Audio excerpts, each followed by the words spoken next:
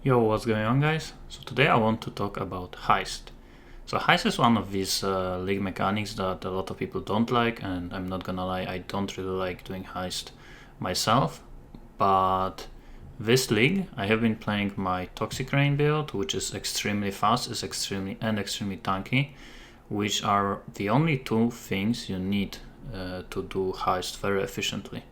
So I wanted to test how good is heist when you have very optimized build for it and when you do it as fast as possible. So I wanted to also do it a little bit differently. I wanted to do as many blueprints per hour. So to explain the strategy, I'm basically gonna do one example to show you what I was doing. So first let's do a contract. So this one is Deception, which is the most expensive one, and I'm going for Gianna because Gianna gives you additional blueprint reveal, which is also cheaper. So let's do this one. And in this test, I did 20 Deception, 20 Counter, and 20 Perception reveals to see how good each one of them and to basically compare them. And all three of them I did with Gianna. So as you can see, I'm basically taking like no damage, and I'm just running as fast as possible using my Leap Slam, and only weapon swapping to Toxic Rain if I need to kill something. And as you can see, there is a Divination card reward, which is one of the best reward, and here is one also, but again, I wanted to do it as fast as possible. So I did not go for any side rewards, I just was going for the end reward to get as many reviews as fast as possible, to jump straight into blueprints. And to be honest, this is probably not the best strategy. You probably should still go for the Divination card, currency, Harbinger currency, and map rewards, because they are very rewarding. But again, I just wanted to see how good it is to do it as fast as possible. So that's how I just did contracts, and then I jumped into blueprints. So for blueprints for this test, I did enchanted armaments, and when it comes to reveals, I would use first reveal Wakano, because in case you don't know, when you use first reveal, the second one is going to be more expensive. So as you can see, this one is 3.4k, this one is 3.6k, so I will go for this one. And now the second one is 4.5k. So now I would use Gianna because it's cheaper. Let me go DMD. And now I would also not reveal any of the additional divination and so on rooms, because again, I wanted to test how good it is to just go for the end rewards without any secondary rooms. So then I would have to go here, which is pretty annoying, but I have to go for this. And I would choose literally any random followers, because again, I'm not going for any secondary rewards, which means I don't care about their passives, I don't care about literally anything in terms of followers. And in terms of the equipment, I went for everywhere literally just for job speed, so I can do them as fast as possible. So here, job speed, job speed, job speed, and job speed. And if I could, I also went for like hiring fee, travel fee, and so on. The only one that is different is Gianna, because I needed +1, so I can do higher level perception and counter contracts, and also get a bit more revealing cost reduction. And for Brooch, I went for the increased rogue marker value of primary heist target, because again, I was doing as many contracts as possible, so I wanted to get a little bit more out of them, and everything else is just job speed. Okay, so now let me show you the blueprint. So it's gonna be fairly similar to what I did with contract. So let's go for the first one. I will just run as fast as possible, and the only thing that I had to still do is the mines, so I had to wait for them because they would kill me. Anything else like lasers or the ground that deals damage over time, I could just run through them, they can't really kill me, but yeah, mines can still kill me. So I would basically run until the end, and then I would check for the tempering and tailoring orbs. So as you can see, there's not a single one. And now I would check for the bases, and I can't see any good base. This one is actually decent. Assassin's Garb with attribute is decent, but it's also item level 84. So just to save myself time, I'm just gonna run back. You can, to be honest, just log out and depending on your loading screen time, it might be faster to do it this way, but I liked it more with running back. Now I would go for the second one. Let me do all 3 of them. And again, here you can see Harbinger reward, skip it. For the, basically for the test, again, if I did it to make money, to be honest, I think I should have been doing the good reward ones. And again, no tailoring, no tempering orb. Saint Hauberg is decent base, but it's only item level 85, and mana modifiers are pretty bad. Everything else is useless. I didn't really check for the mods. You could also check for the mods on the items, but it takes a long time to basically compare them and see if they are actually worth it. So I just saved myself some time and decided to not check the mods. I just checked the bases and enchants. And if, for example, I saw Val Regalia with enchant defense modifiers, that's actually worth like between 1 and 3 exalts, depending on item level. And no tempering and no tailoring orbs this time, and not a single good base. So yeah, you're not always gonna be lucky, but that's basically what I did. And this is the third one, so I don't even have to go back because that's basically it. So I can just leave. Okay, so that was basically it. I was just running them as fast as possible, and I was just picking up tailoring and tempering orbs, and if I saw something decent in terms of bases, I also would pick that up. Okay, so now let me show you the profits that I got from the test.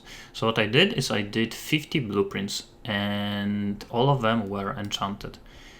And here are all of the exalts that I got from selling tempering and tailoring orbs. I actually got 7 tailoring and 6 tempering orbs, and I already sold them because I wanted to see if it's actually hard to sell them, and no, I actually sold them in like 1 day. So you can see 75 exalts here, actually no, 65, and tailoring and tempering orbs, basically when I was selling them, were 5x each, so the same price for each one of them.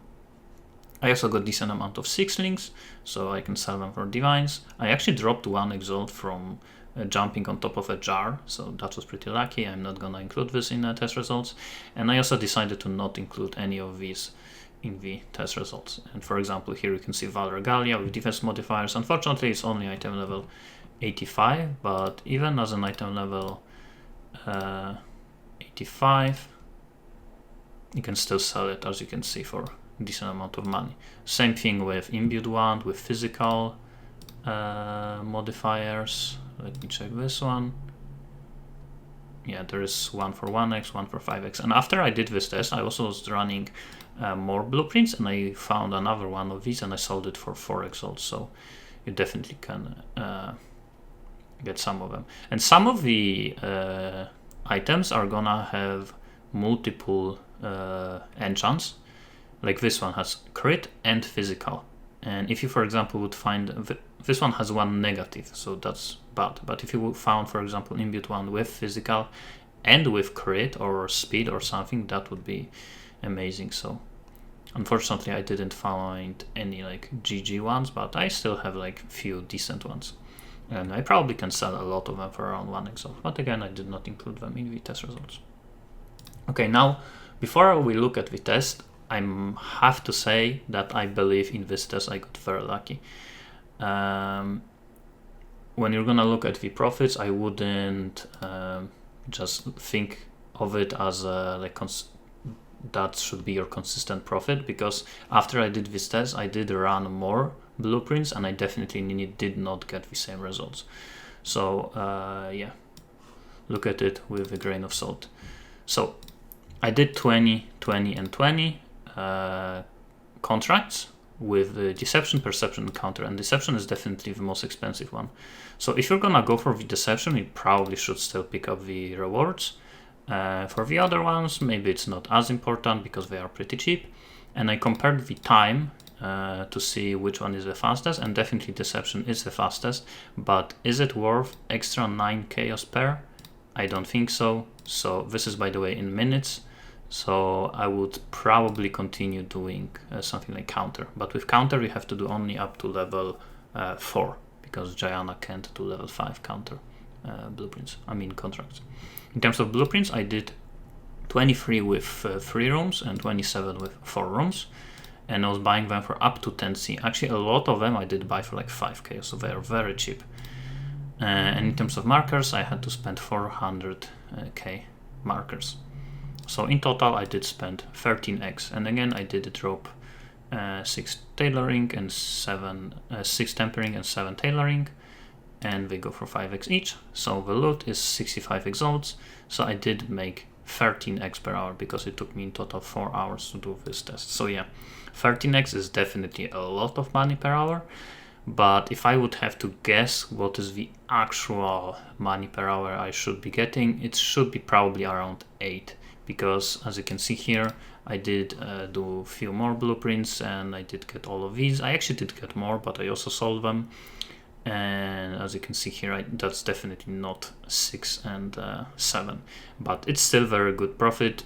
I definitely can recommend it if you like doing heist this way, especially if you're gonna also pick up some additional loot from divination and currency rewards just to cover the expenses. Obviously you're gonna have to spend a little bit more time in the heist when you're gonna do it this way, but basically you can do heist 3 ways.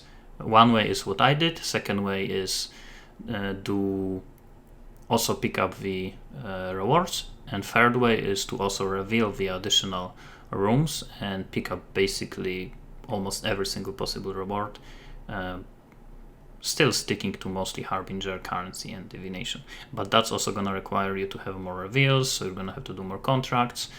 So I wanted to do it this way because for me personally, the most annoying part in heist is waiting for the followers to open the doors, open the chest and so on. And when you are doing the heist this way that I did, you basically always open maybe like 2 doors on your way to the end rewards. So it's definitely less annoying to do heist, and I actually kind of enjoy heisting when I do it this way, so I might come back to it in the future. Obviously you also don't have to do it with tailoring and tempering. You can still do it with things like gems, and you can pick up only gems, but with gems then the annoying part is you also have to price check all of them when you are at the end, so it takes additional time. This way you simply just focus on the orbs, and if you want to you can still pick up some bases, but it took me actually a decent amount of time to like find out which bases are expensive and which are not. Like for example, I didn't know about physical wand with imbued, physical modifiers with imbued wand. Actually I was doing this strategy on my stream and someone told me, oh, you skipped imbued wand with physical modifiers, and I was like, what, is it expensive or something? And then I checked it and it was 4 exalts. I was like, okay, I didn't know that. So yeah, there's definitely a lot of bases you're not gonna know are expensive at the beginning. But yeah, that's basically it in terms of this video. Thanks for watching and see you next time.